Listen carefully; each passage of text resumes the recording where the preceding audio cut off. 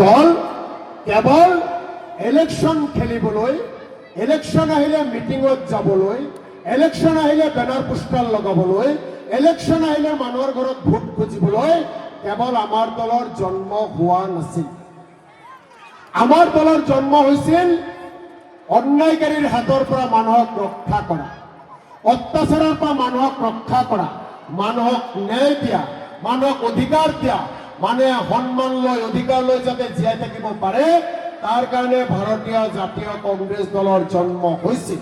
আৰু ভাৰতবৰ্ষত যিমান ৰাজনৈতিক দল আছে, ভাৰতবৰ্ষত যিমান ৰাজনৈতিক দল আছে, বেলেগ দলৰ লগত আমাৰ তুলনা নাই। সেইবিলাক দলে কেৱল ইলেকশ্যন খেলাৰ কাৰণে ৱাৰ্ড মেম্বাৰ, প্ৰেচিডেণ্ট, কাউন্সিলৰ, জিলা পৰিষদ, এমএলএ, এমপি, মুখ্যমন্ত্ৰী, প্ৰধানমন্ত্ৰী হ'বলৈ সেইবিলাক দলৰ জন্ম। কিন্তু আমাৰ ভাৰতীয় জাতীয় কংগ্ৰেছ দলৰ জন্ম মাত্ৰ ইলেকশ্যন খেলাৰ কাৰণে নহয়, সমাজৰ কাৰণে, মানুহৰ কাৰণে কাম কৰাৰ কাৰণেও ভাৰতীয় জাতীয় কংগ্ৰেছ দলৰ জন্ম হৈছে।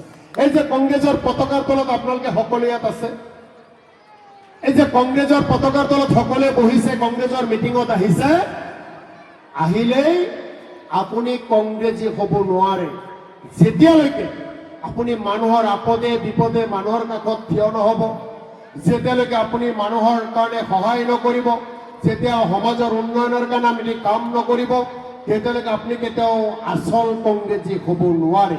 গতিকে এই বুথ সন্মিলনত মাত্ৰ মই দুটা কথা কৈ মোৰ বক্তব্য মই সামৰিম। এটা কথা হৈছে এজন কংগ্ৰেছী হিচাপে আমাৰ দায়িত্ব আৰু কৰ্তব্য কি।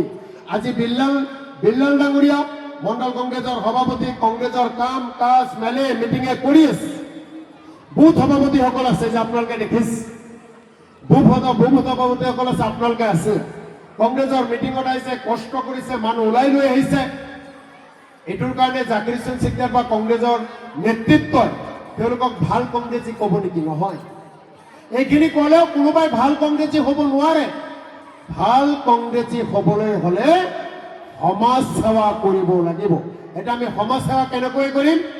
আজিৰ এই বুথ সন্মিলনত, পশ্চিম পাকা গাঁও পঞ্চায়তৰ আজিৰ এই বুথ সন্মিলনত আমি দুটা সিদ্ধান্ত ল'ম, দুটা নিয়ত কৰি ঘৰলৈ যাম।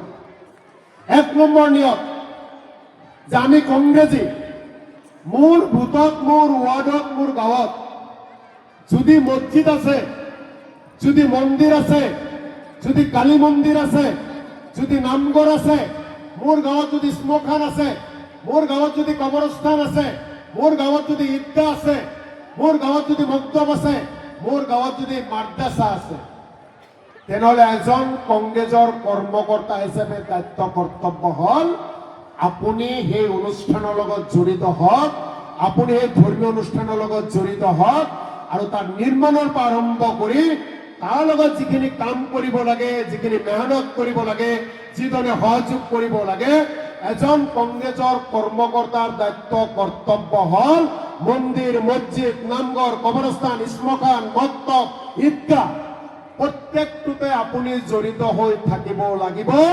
কাৰণ আমি কংগ্ৰেছী, আপোনালোকে কংগ্ৰেছীসকলে কেৱল ভোটৰ কাৰণে মানুহৰ লগত সম্পৰ্ক নাই, কেৱল ভোট আহিলে মানুহৰ মাজলৈ নাযায়। কংগ্ৰেছে বছৰৰ 12 মাহ, মাহৰ 30 দিন মানুহৰ লগত থাকে, সমাজৰ লগত থাকে। গতিকে এক নম্বৰ গ'ল। এক নম্বৰত দ্বিতীয়টো কথা হ'ল আপোনাৰ গাঁৱত অংগনবাদী কেন্দ্ৰ আছে, এলপি স্কুল আছে, এমই স্কুল আছে, হাই স্কুল আছে। আপোনাৰ দায়িত্ব আৰু কৰ্তব্য হ'ল আপোনাৰ অংগনবাদী কেন্দ্ৰৰ পৰা হাইস্কুল পৰ্যন্ত ভালকৈ লিখা পঢ়া শিক্ষাগুৰুসকলে, ছাৰ বাইদেউসকলে কৰিছে নে নাই?